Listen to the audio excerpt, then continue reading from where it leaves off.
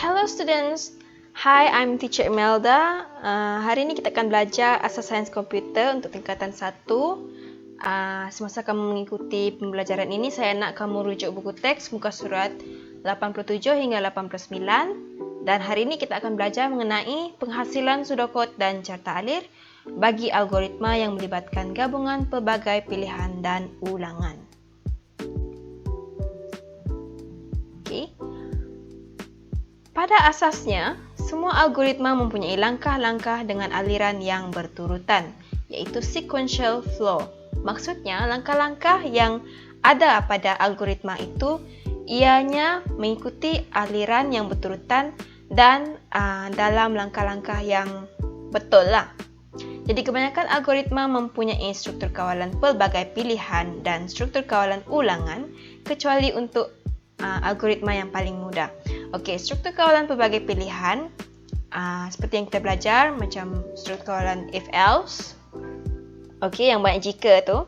And then struktur kawalan ulangan ada 3 jenis iaitu for, untuk, while, selagi dan repeat until ataupun ulang sehingga.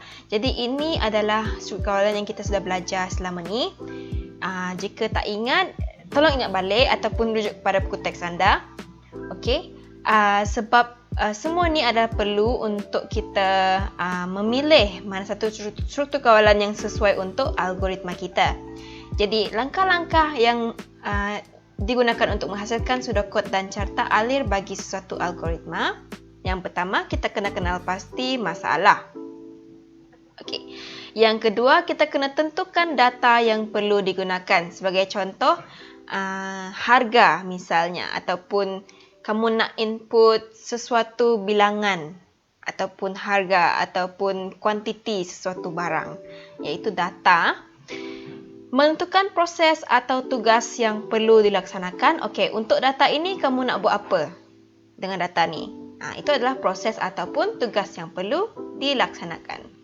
Kemudian, lepas kita proses data, kita proseskan tugas, kita kena tentukan apakah output yang dikehendaki, apakah keputusan ataupun hasil daripada data yang sudah diproses tersebut.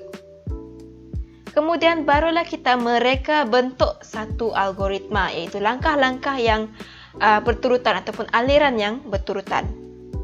Okey? Kemudian kita menulis pseudocode dan melukis carta alir bagi sesuatu algoritma. Okey, lepas kita mereka bentuk algoritma, barulah kita menulis pseudocode dan carta alir. Alright? Ini adalah kesemua langkah-langkah yang tidak patut kita skip. Okey, kita kena ikut langkah-langkah ini untuk memastikan langkah untuk membina sesuatu algoritma itu dengan berkesan. Okey? Jadi untuk kita aplikasikan langkah-langkah tersebut, kita kena lihat contoh 3.1. Ini kamu boleh lihat dari buku teks anda. Okey, jadi sediakan satu algoritma yang memaparkan harga minyak petrol dari 1 hingga 100 liter apabila diberikan harga seliter. Okey, noted. Diberikan, maksudnya ini adalah data yang akan diberikan. Okey, harga. Jadi ikuti langkah yang tadi kita sudah baca ya. Yang pertama, kenal pasti masalah. Okey, memaparkan harga minyak petrol dari 1 hingga 100 liter apabila diberikan harga seliter. Okey, ini kamu boleh dapat dari soalan ini tadi. Okey, soalan ni. Alright. Kemudian kita kena kenal pasti apakah itu data input, data yang kita hendak masukkan dalam algoritma kita, iaitu harga seliter minyak petrol. Okey, contohnya harga 1 liter minyak petrol sekarang ni adalah RM2.05. Okey, jadi kamu masukkan data tersebut ke dalam algoritma. Contoh, Kemudian langkah ketiga, proses. Apa kita nak buat dengan data input yang tadi tu? Jadi kita kena kirakan harga minyak petrol bagi 1 hingga 100 liter. Okey, kalau kamu nampak, kirakan ini adalah satu kata kerja. Jadi ini adalah satu proses ataupun tugasan yang kita hendak siapkan. Alright? Kemudian output. Lepas kita proses data input ini, kita hendaklah paparkan keputusan misalnya. Okey, paparkan harga minyak petrol bagi 1 hingga 100 liter. Ini adalah output. Okey. Kemudian langkah 5, mereka bentuk algoritma. Okey, lepas kita ikuti langkah 1 hingga 4 tadi, kita sudah tahu macam mana bentuknya. So kita kena reka bentuk algoritma. Okey, di sini kita ada satu algoritma yang kita hendak ikuti. Input harga seliter minyak petrol, kemudian setkan kuantiti, tambahkan 1 kepada kuantiti. Okey, kira harga minyak petrol, kuantiti harga seliter. Paparkan kuantiti minyak petrol dan harga, lepas tu ulangi langkah sehingga kuantiti bersamaan dengan 100 liter dan tamat. Okey, ini adalah algoritma yang kita bina berdasarkan kesemua langkah yang kita dapat tadi. Alright? Kemudian barulah kita melukiskan carta alir dan menulis pseudocode bagi algoritma ini, ya. Okey, ini adalah algoritma. Okey. So, sekarang kita nak tuliskan pseudocode. Sebelum kita kena tahu, kita kena tulis pseudocode, kita kena tahu dia punya struktur kawalan ulangan. Okey. Di sini dia paparkan kuantiti. Bila kita bercakap mengenai kuantiti, ia ada pembilangnya. Maksudnya, dari nombor apa hingga nombor apa. Okey. Tadi kita sudah baca dia punya tugasan kan. Kita hendaklah memaparkan harga petrol bagi 1 liter hingga 100 liter. Jadi ini adalah pembilangnya. Okey, ini adalah pembilangnya.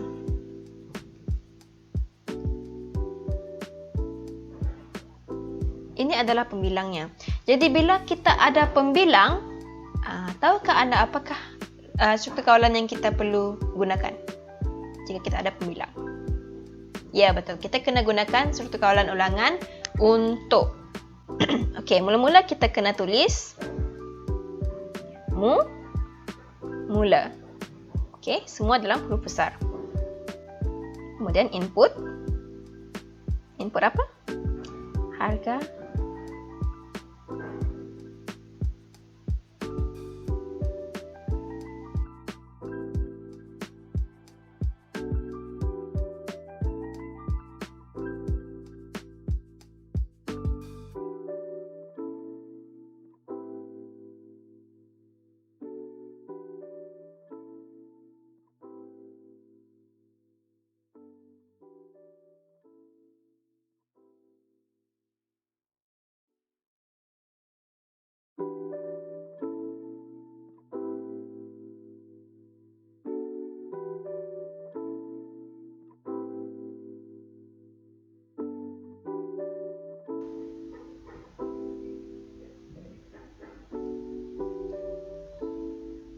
Okey, jadi ini adalah pseudocode yang kita buat berdasarkan algoritma ini.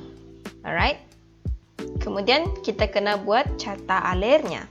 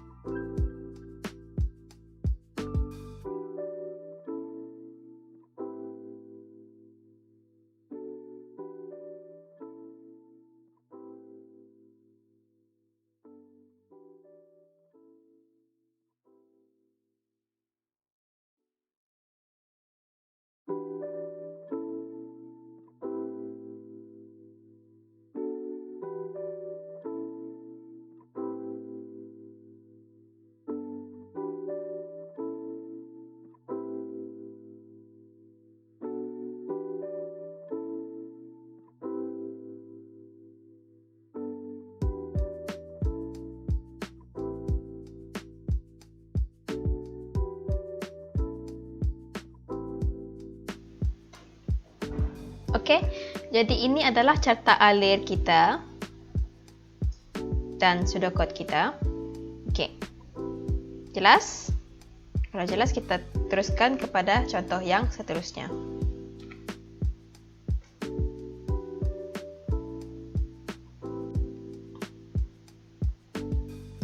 Mari kita lihat contoh 3.2 pula. Okey. Raja di bawah menunjukkan satu pagar sesat, maze, bersamaan dengan satu robot kumbang kura-kura. Okey, ini adalah robot kumbang kura-kura tadi. Bina satu algoritma untuk membantu satu robot kumbang kura-kura mencari jalan keluar ke petak K. Ini adalah petak K. Pastikan algoritma anda boleh digunakan tanpa mengira di mana tempat permulaan, misalnya di petak A atau B. Ini adalah petak B, ini adalah petak A. Dia tidak kisah di manakah permulaannya. Persoalannya, tulis satu algoritma yang boleh membantu robot kumbang kura-kura bergerak dari kedudukan A ke kedudukan K melalui petak-petak yang berwarna kuning. Okey. Jadi langkah yang pertama mengenal pasti masalah, membantu robot kumbang kura-kura bergerak dari kedudukan A atau B ke kedudukan K melalui petak-petak kuning. Langkah yang kedua, data input. Jadi tugas ini tidak mempunyai data input sebab kita tiada nombor yang boleh kita masukkan dalam algoritma tersebut. Okey. Apa yang kita tahu, robot kumbang kura-kura ini kena jalan ke depan ataupun ke kiri ataupun ke kanan. Kalau tak dapat ke kanan, kita jalan ke kiri. Kalau tidak dapat jalan ke kiri, kita jalan ke depan.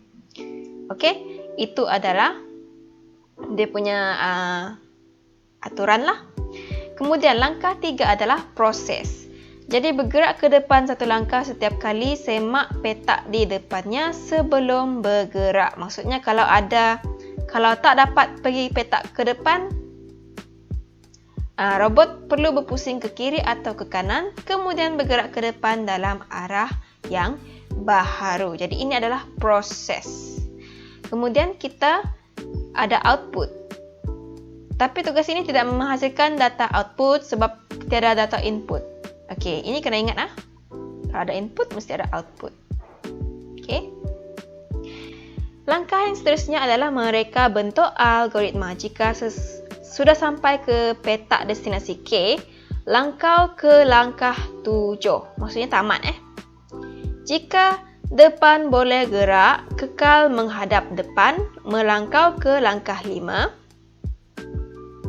Jika ke sebelah kanan boleh gerak, pusing ke kanan melangkau ke langkah 5.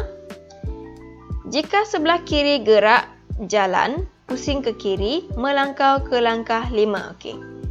Jadi semua pilihan ni kalau ia mestilah langkau ke langkah 5, iaitu gerak satu petak ke depan. Okey, maksudnya kita ada multi selection di sini. Kita ada pelbagai pilihan ya. Ada 2 pilihan at least ataupun 3 pilihan. Jadi ulangi langkah 1 hingga 5 kemudian tamat. Okey. Now kita tahu ada multi selection sini dan kita ada selagi ya. Okey, maksudnya selagi belum sampai ke petak K, kita gunakan selection ini. Jika sudah sampai, kita terus gerak ke tamat. Jika belum, kita gunakan multi selection ini. Okey, boleh faham? Alright. So, jadi ini adalah pseudocode yang kita telah buat untuk mewakili algoritma di atas ni. Okey. Mula, selagi, jika ada tiga pilihan. Okey, jika ia kekal menghadap ke depan, jika ia pusing ke kanan, jika tidak pusing ke kiri, kemudian tamat. Dan gerak satu petak ke depan. Tamat selagi, tamat. Okey. So, sekarang kita kena tuliskan carta alirnya. Okey, lukis carta alir berdasarkan pseudocode dalam contoh 3.2. Jadi semuanya telah diberikan kepada kita, dia punya pseudocode dan kita punya peta maze. Okey. So, kita kena teruskan melukis carta alir sekarang.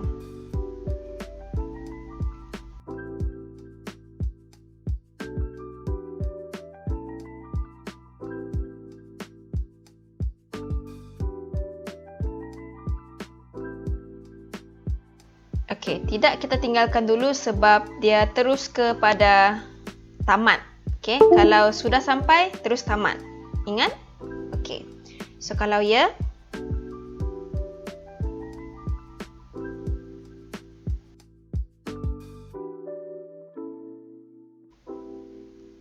okey, depan boleh gerak? Kalau iya, kita kekal menghadap depan.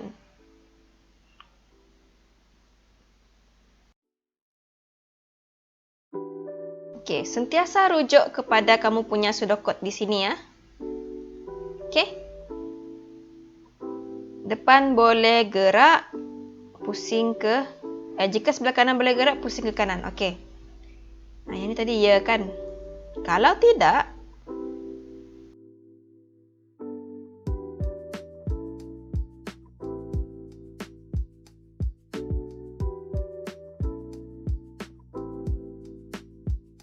kalau dapat, kita ke kanan. Okey.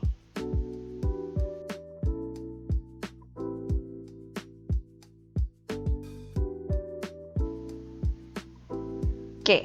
Sekarang ni, jika tidak, pusing ke kiri. Okey. Tindakannya pusing ke kiri. Alright. Kemudian tamat jika. Okey, kalau tamat jika, kita terus ke tindakan yang seterusnya.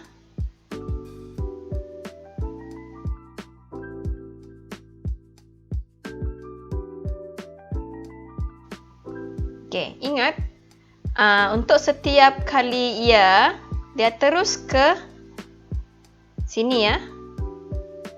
So, kita buat dia macam ni.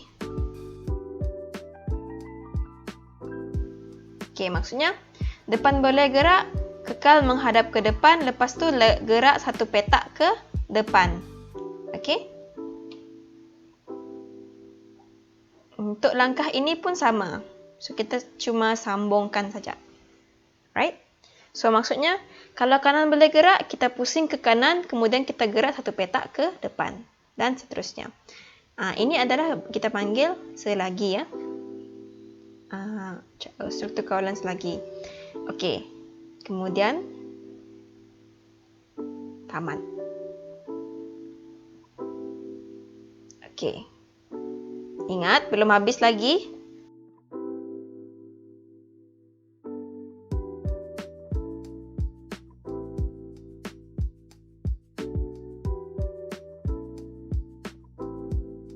So, yang pertama kita sudah selesaikan. Yang kedua, semak algoritma pandu arah dengan menggunakan teknik langkah demi langkah. Okey, kita semak. Mula, belum sampai di petak K. Kalau belum sampai, maksudnya kalau kita dekat sini ya. Langkah demi langkah. Kita dekat A sekarang. Ya, depan boleh gerak. Ya, kekal menghadap depan. So, robot ni pun kekal menghadap ke depan. Kemudian, gerak satu petak ke depan. Okey, masih lagi depan masih boleh gerak lagi kan? Okey. Oh, maksudnya kita punya ni ada masalah sikit. Okey, nampak tak? Bila kita semak menggunakan teknik langkah demi langkah, kita nampak ada satu step tu kita tak buat. Itu adalah sebab kenapa kita kena guna ni. Okey. So, arrow ni salah. Arrow ni sepatutnya naik ke atas sebab kita kena apa? Jangan kita buang ni dulu. Sebab kita kena naik ke atas balik bila kita dapat gerak satu langkah. Kita kena cek balik kalau kita belum sampai ke petak K. Kita kena cek balik lah. Macam tu, okey? So, di sini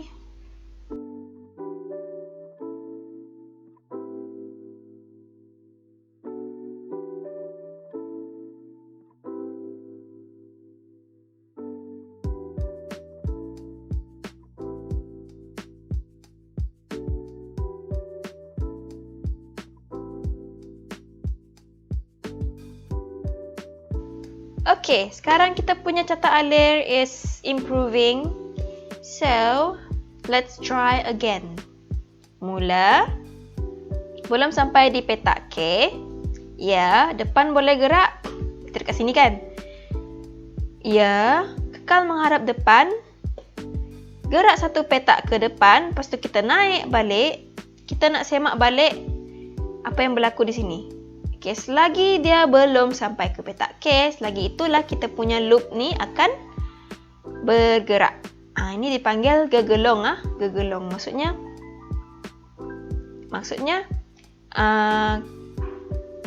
kalau berjaya kita naik atas balik. Gitu. So, ini adalah cata alir yang betul. Okey, kemudian pada pendapat anda, mengapakah teknik semakan meja tidak sesuai digunakan untuk menyemak algoritma ini? Mengapa?